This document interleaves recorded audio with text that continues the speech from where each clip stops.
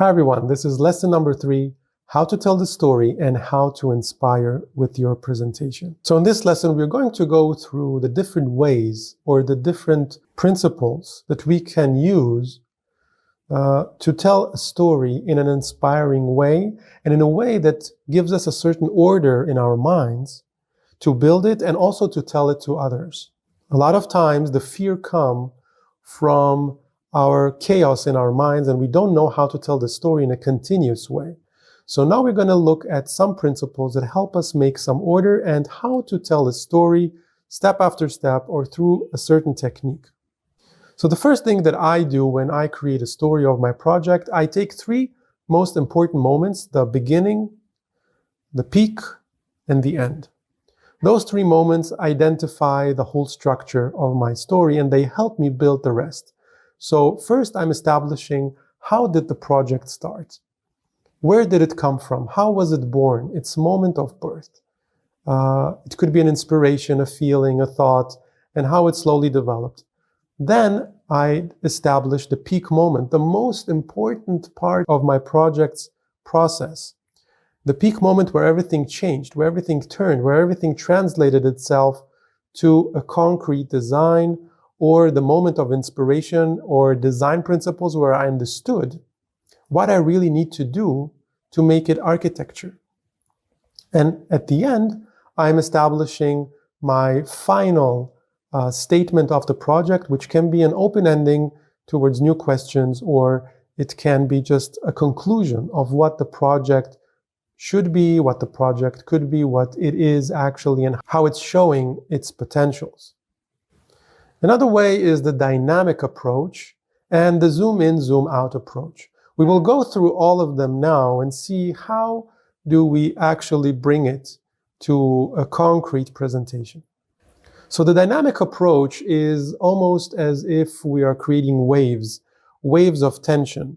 So the project is rising slowly, it goes up through sometimes a sketch or sometimes that we write or some images that show a beginning of something, of an idea, a beginning of a plan.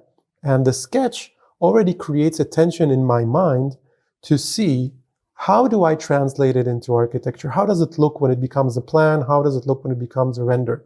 So I'm creating these moments of expectation, a peak moment that shows me the revelation. Okay, this is how it looks. This is how the plan looks like.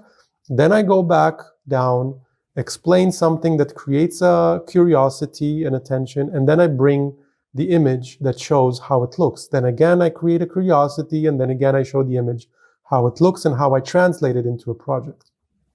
I can also build a story in a gradual way. I start chronologically, how it started, and then slowly how it developed, and then how I researched, and then how I reached a certain understanding, and from that understanding, the translation to design, and then the different details and plans and sections and so on. So it becomes a gradual moment of a build-up.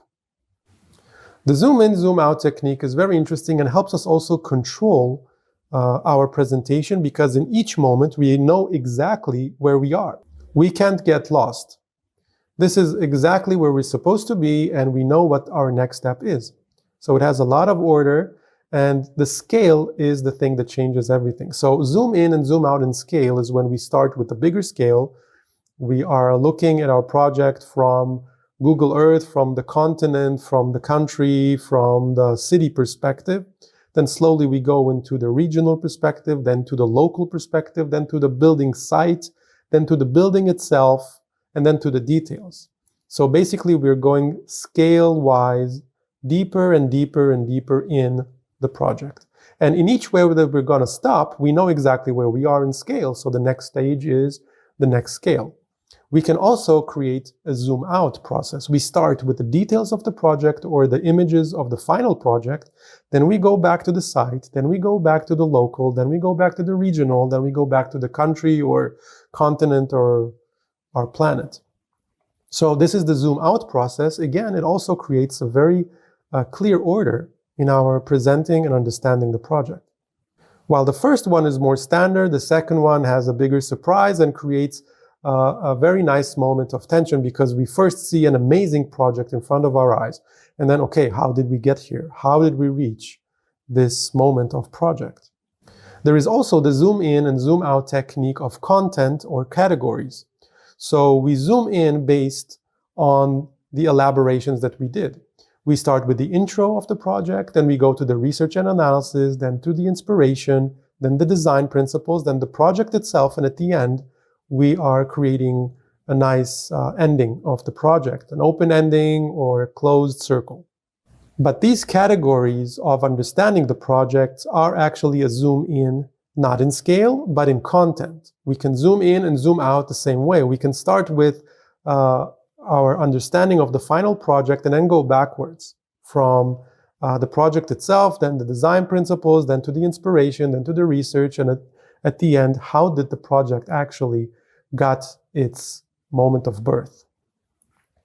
So how do we create that right, and in which sequence can we use to make it much easier? So we create key points like different frames, and in each frame we create our emotional insights or important design insights, and then we fill the gaps between.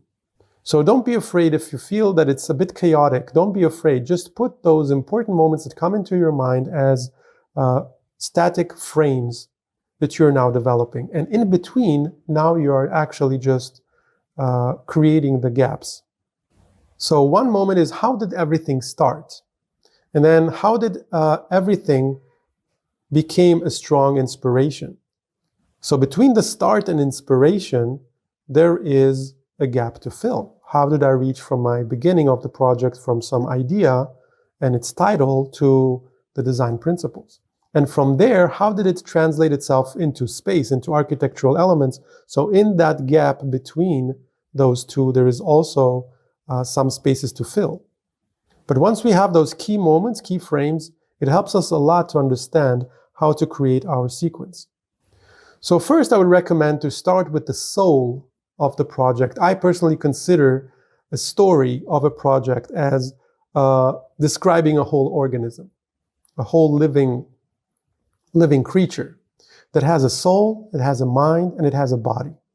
Our project has a soul, which is the part where we explain the connection to a very high meaning, very high understanding, a very abstract and general understanding of our project. Then we have the mind side of the project, which is the emotional and intellectual layer. It's the whole analysis and the connection to data and to limitations and the things that we are developing in our mind. So the reasonable understanding of things and emotional understanding of things. How did our emotion become design principles? And at the end, we are showing the body, which is the translation of all of those things into a concrete design of space. These are the architectural elements. This is the configuration of the space. So in this case, you see an example of a project that I've developed, and it started with a certain understanding of what the human being is. So that was a museum for the human victory on our fears, on our limitations, and this is the museum for growth. So basically, the first understanding was that we are, as humans, are connections between a universal or infinite power or energy towards nature and earthly matter. So we're the connection between those two elements. And we are constantly providing the bridges of those gaps. So from that moment, when I understood this motion from the sky that is connected to the ground, and we are in the middle between the sky and the ground, so the human being for me is the representation of this connectivity as a mediator.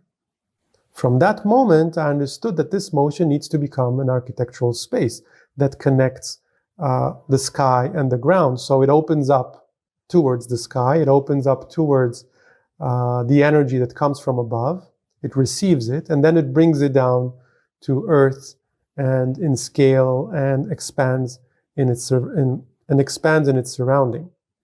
And this became the project of the Museum of Human Victory.